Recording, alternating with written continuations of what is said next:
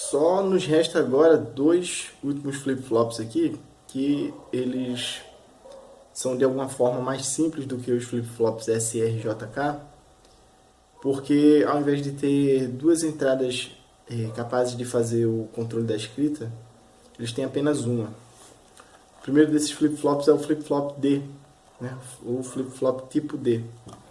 Esse D vem da palavra data, ou seja, agora nós já não temos mais uma entrada que não tem significado, né? Data em inglês, que em português significa dado. Então tem apenas uma entrada, que é uma entrada de dado.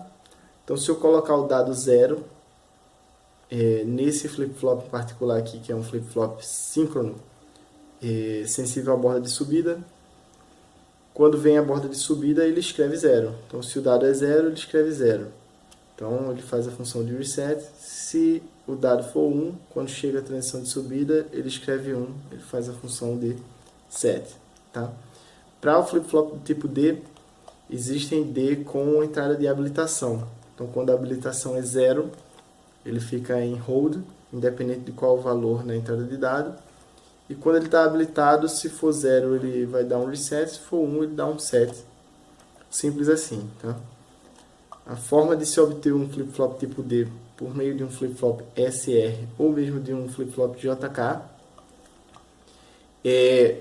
nos flip-flops FCR e JK, as operações de escrita, né, de set e reset, elas são realizadas empregando set igual a 1, reset igual a 0 para fazer o set e set igual a 0, reset igual a 1 para fazer o reset. Ou seja, as escritas set e reset só ocorrem quando ambos estão invertidos um com relação ao outro.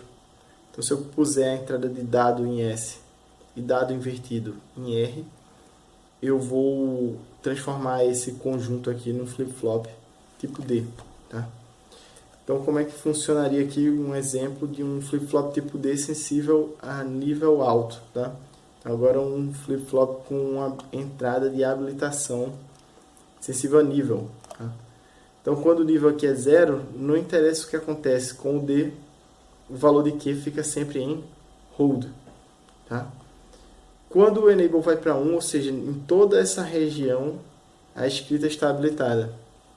E como no flip-flop tipo D, colocar D igual a 0 significa escrever 0 e colocar D igual a 1 significa escrever 1, durante todo esse período aqui, a saída Q ela simplesmente é igual à saída D.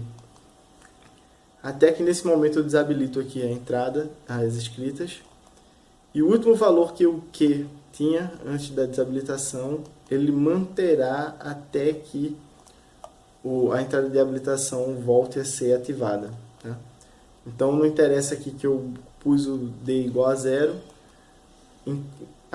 Enquanto durar aqui a desabilitação da escrita, o valor de Q não muda. Aqui a escrita é habilitada novamente e como D estava em 0, ele vai imediatamente para 0. E aqui nessa região ele fica replicando o valor de D. Então quando ele é desabilitado aqui novamente, mais uma vez ele estava no nível alto. Então ele vai permanecer no nível alto até a próxima habilitação da escrita. Quando a escrita é habilitada, ele replica o valor de D. O último valor de D aqui, antes da desabilitação da escrita, é 0. Então, ele vai permanecer em 0 enquanto a escrita está desabilitada aqui até o fim do período que a gente observa aqui. Tá? Então, é simples assim. Tipo D, o que você colocar na entrada de dado vai ser escrito na saída. Se ele for sensível ao nível, vai ser escrito na saída só quando o nível for alto. E se for sensível à transição, ele vai escrever apenas nos momentos da transição. Então, basta olhar quais são os valores de D no momento da transição, né, da borda de subida ou borda de descida, dependendo do tipo de transição que ele é sensível. E o último flip-flop é o flip-flop tipo T, T de toggle, ou seja, esse flip-flop só é capaz de realizar a operação de escrita usando toggle. Não, como eu comentei anteriormente, não existe flip-flop com operação de toggle com entrada de habilitação sensível a nível, tá? Só sensível à borda. Então o tipo T como que é? Quando T é 0, e chega à borda da qual ele é sensível, ele vai exercer a função de hold, né?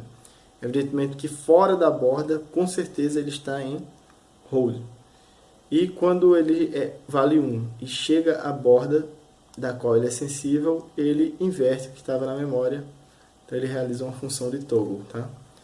Então é possível realizar um flip-flop tipo T usando um tipo JK, que é o que a gente estudou, que tinha também a operação de toggle, tá?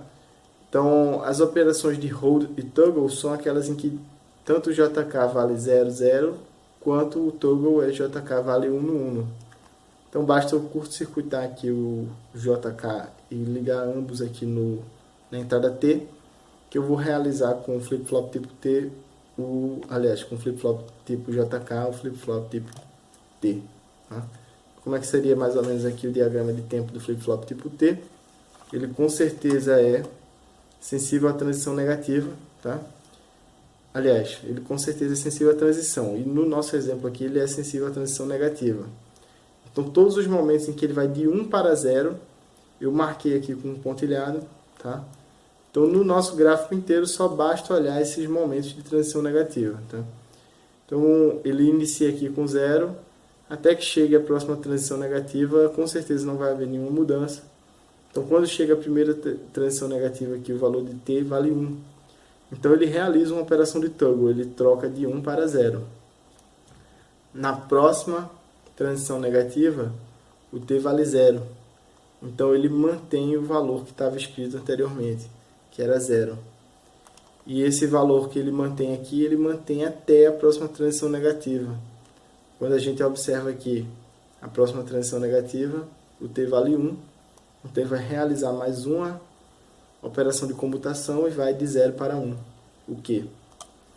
Ele vai manter esse valor 1 até a próxima transição. Aí nesse momento o t vale 0, então ele não faz nada, faz apenas um hold, né? Ou seja, mantém o valor 1 aqui até a próxima transição negativa em que o t vale 0 novamente. Então ele vai manter o valor até a próxima transição negativa em que o t aqui vale 1. Então ele realiza uma comutação, o que vai de 1 para 0, aliás, e assim sucessivamente, tá? Então é interessante observar então que o gráfico de Q nos flip-flops que são sensíveis à transição, ele apresenta uma característica de um sinal bem comportado, em que só ocorrem transições, né, bem sincronizadas com o clock. Tá? Aconteceu isso aqui no nosso flip-flop tipo T e no JK também. Então fica um sinal muito bem comportado. Tá? Então era isso que a gente tinha para ver aí com relação aos flip-flops. Né? Então uma próxima oportunidade.